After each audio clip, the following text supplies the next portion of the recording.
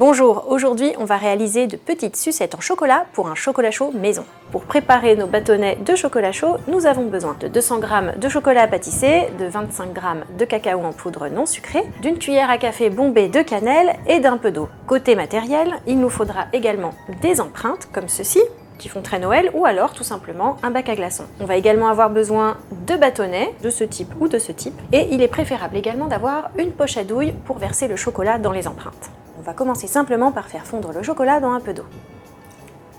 On va faire fondre tout doucement le chocolat, je procède comme ceci, mais on peut aussi utiliser un bain-marie ou alors faire fondre le chocolat au micro-ondes. Tout doucement si c'est au micro-ondes, par tranche de quelques secondes seulement pour éviter que le chocolat ne brûle.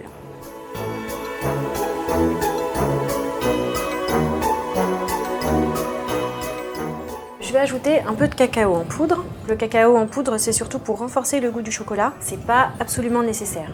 De même, j'ajoute un peu de cannelle parce qu'on est autour de Noël et que le chocolat aux épices, c'est un régal. Mais si vous préférez d'autres épices ou ajouter par exemple un peu de vanille, c'est selon votre goût. Il ne nous reste plus qu'à remplir nos empreintes. On verse simplement le chocolat dans la poche à douille. Si vous n'avez pas de poche chez vous, vous pouvez utiliser un sac congélation, ça fonctionne aussi. On va couper le bout de notre poche et on va remplir les empreintes.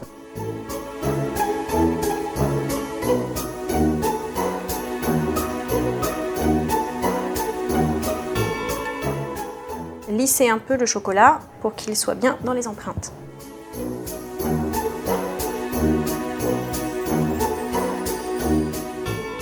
Il ne nous reste plus qu'à insérer dans notre chocolat des bâtonnets.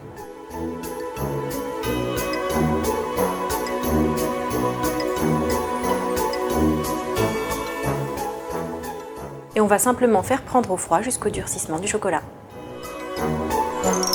Et voilà, nos petits chocolats ont passé une nuit au réfrigérateur et ce matin, on va pouvoir se régaler avec un bon chocolat chaud. À ce titre, il vaut mieux utiliser des moules en silicone. Si vous utilisez des moules classiques, il suffira de les passer un peu sous l'eau chaude pour faciliter le démoulage. Vous avez aimé notre recette, n'hésitez pas à la partager et surtout, abonnez-vous à notre chaîne.